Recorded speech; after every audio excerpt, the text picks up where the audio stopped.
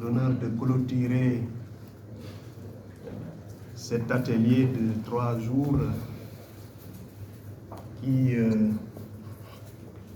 consistait par une démarche participative à élaborer ce qu'on pourrait appeler la contribution d'une partie de la Casamance, parce que Kolda va certainement abriter son atelier à l'élaboration donc du document de planification sur la gestion intégrée des frontières. Je voudrais tout d'abord remercier tous les participants pour certainement les nombreux sacrifices consentis pour honorer de leur présence à cet atelier. Ce n'était pas évident. Moi, quand on m'avait appelé pour m'informer de la tenue de cet atelier, à cette date, j'avais proposé qu'on essayait de décaler parce que à une semaine de la Tabaski, ce n'était pas évident.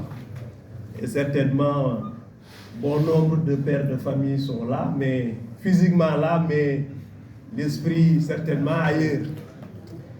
Mais on ne l'a pas senti dans la production. Parce que comme il a été dit par le préfet de Ziguinchor, la production intellectuelle a été de très haute facture. Moi-même, j'ai appris énormément de choses, mais que pensant avant avoir une bonne connaissance des problèmes au niveau des frontières, mais les interventions des uns et des autres m'ont énormément enrichi. Je voudrais donc, par cette occasion, remercier tous les participants. Remercier également particulièrement, et c'est normal, les participants venant de la région de Sédhiou. C'est normal parce que ce n'est pas la région de Sédhiou qui abrite. La distance, elle n'est pas quand même petite, mais malgré tout, toutes les personnes qui ont été convoquées ont tenu à honorer de leur présence à cet atelier, surtout les participants qui ne sont pas de l'administration, et particulièrement le calife de Balantakunda.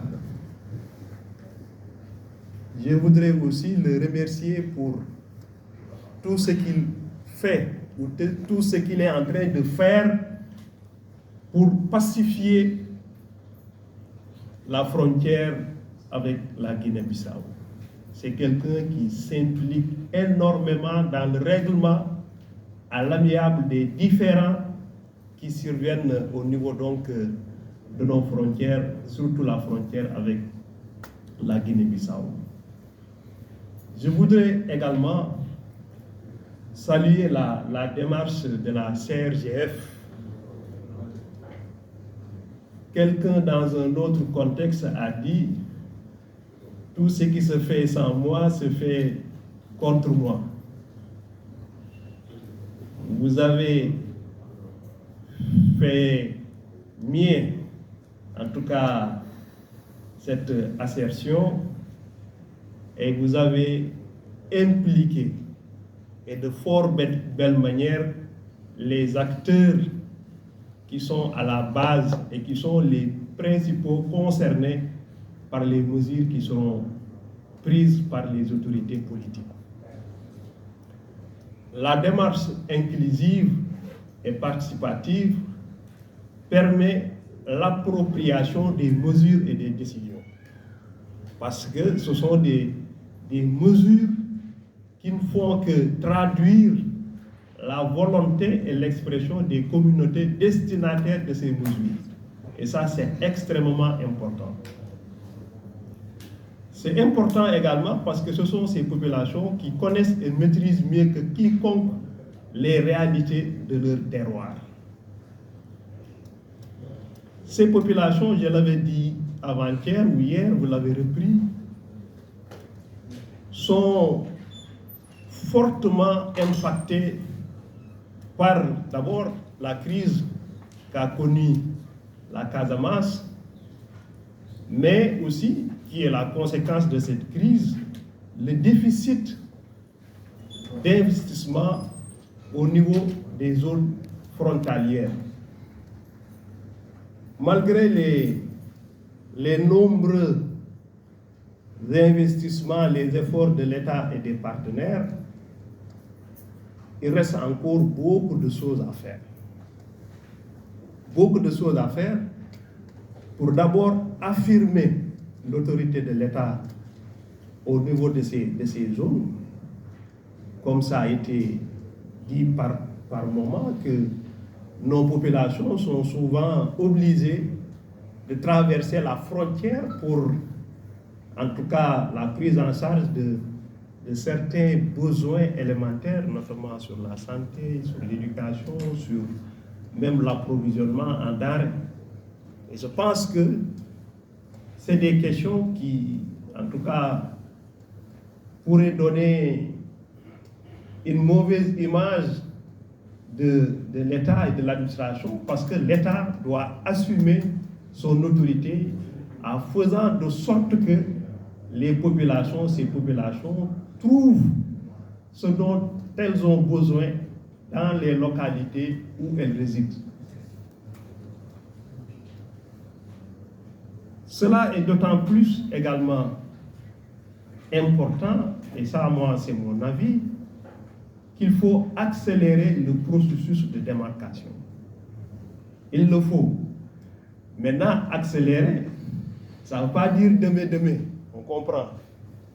Nous comprenons aussi toute la complexité de l'exercice et également la nécessité d'y aller avec beaucoup de prudence. Mais le fait de baliser la frontière, quel que soit le procédé, permet d'éteindre les conflits, parce que quand on parvient à nous accorder avec nos voisins sur le point de démarcation, après il n'est plus possible de revenir sur ce point-là, parce qu'il y a déjà un accord.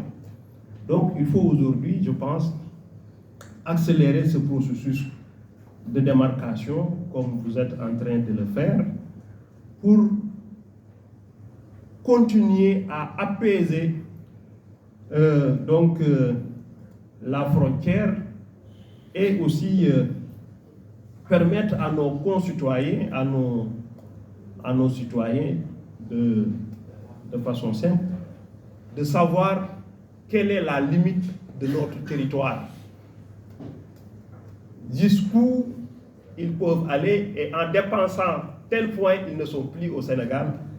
C'est important également pour des raisons de sécurité, c'est également aussi important, hier ça a été dit aussi, pour nos pêcheurs souvent, donc arrêter et les pirogues arraisonner, parce que simplement ils méconnaissent donc nos frontières au niveau donc de la mer et des cours d'eau. Donc je pense que c'est important, mon colonel, qu'on essaie rapidement aussi de démarquer partout où ça ne pose pas de problème.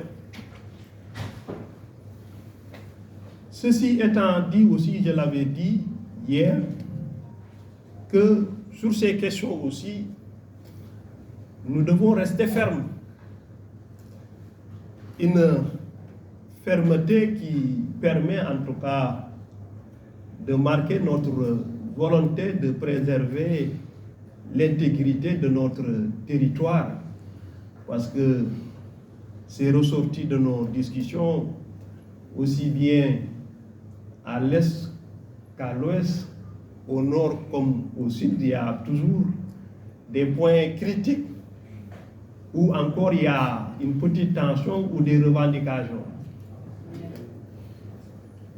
C'est normal, mais je pense aussi que je suis peut-être mal placé pour le dire, mais on devrait affirmer notre autorité partout où nous avons les raisons de dire que cette partie-là est bien dans le territoire du Sénégal. Et ça, je pense que les autorités habilitées sont en train de prendre les dispositions nécessaires.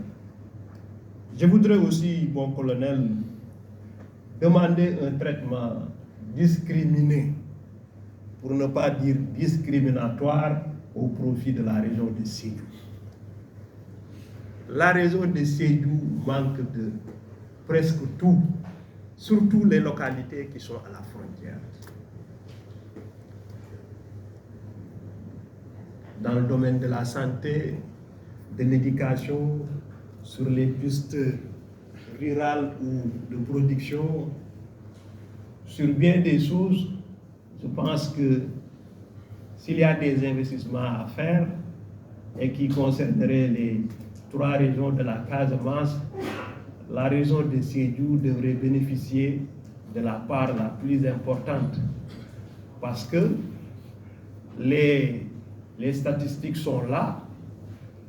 Économiquement, nous sommes derrière Kolda et Ziguinchor. Et le principe, c'est l'équité. L'équité, ça ne veut pas dire l'égalité ou égalité. Traiter de façon équitable, c'est de faire de sorte à compenser les déséquilibres. Et en l'espèce, nous pensons que le département ou la région de Sédhiou mérite une attention toute particulière de la part de nos autorités. Toujours dans le registre des recommandations, nous estimons aussi, pour continuer à cultiver la paix à la frontière, à préserver et protéger les relations de bon voisinage avec nos frères des Guinée et de la Gambie, nos frères et sœurs, il faut développer des projets communautaires, des projets qui sont partagés par les communautés, parce que c'est, je comprends, je pense,